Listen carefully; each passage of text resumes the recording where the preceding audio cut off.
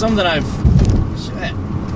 I've discovered ever since I got this car in particular. I don't know what it is. Maybe I didn't really pay too much attention with my last car, with my GTP, my Comp G. Something that I've noticed is that the more you try to take care of your car as far as avoid, you know, bad parking spots, getting door dings, and all this other stuff, the harder you try to avoid those things, the more they seem to happen. Had some new people move in to our apartment, which motivated me to finally say that when our lease is up, we're getting a house, even if I have to rent one.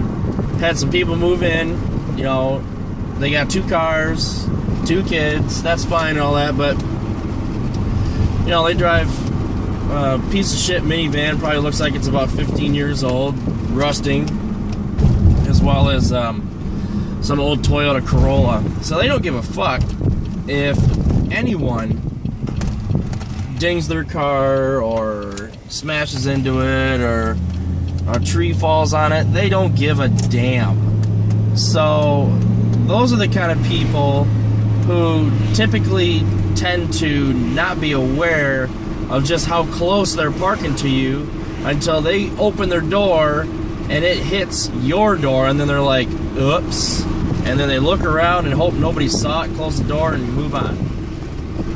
Whereas they get a brand new car, they want to take care of it, you know, they're going to be real careful about opening their doors and making sure they're parked properly and things like that. So we got these new people who moved in, and this morning I went out to my car, and I swear to God, and I wanted to get it on video, but it was so dark because the front bulb to our entrance is busted, so it's almost pitch black. But there must have been probably about, I'd say, 1.5 feet at most between their car and mine on their driver's side, which would have been my passenger side.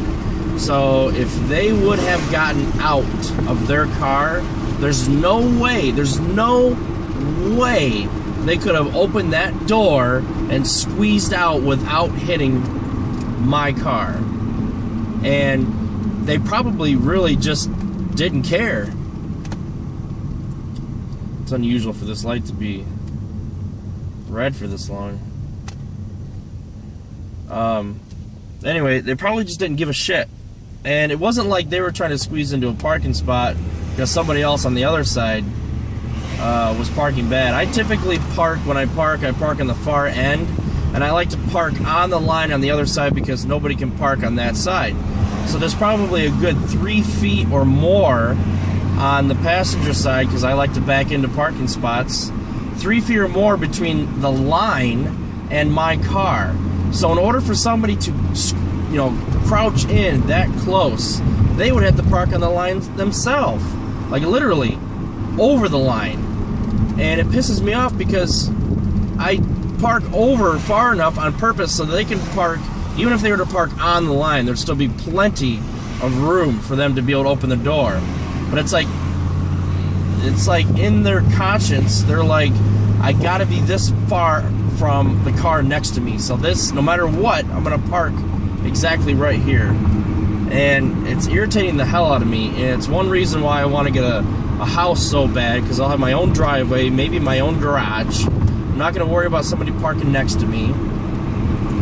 You know, at our complex, we see people come and go every month. There's 16 units in our building, and people come and go every month. And it seems like new people show up. Once in a while, you get somebody who's got a really nice car and is really worried about getting dinged, but most of the time, the people don't care. So I'm doing everything I can to avoid my car getting beat to hell in the parking lot, and it's not working. Obviously, you guys saw the damage to the front end of my car.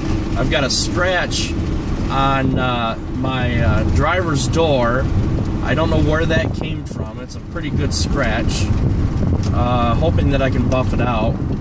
But it's just really irritating me that like I said, you do everything you can to take care of your car, and it seems like it makes it worse.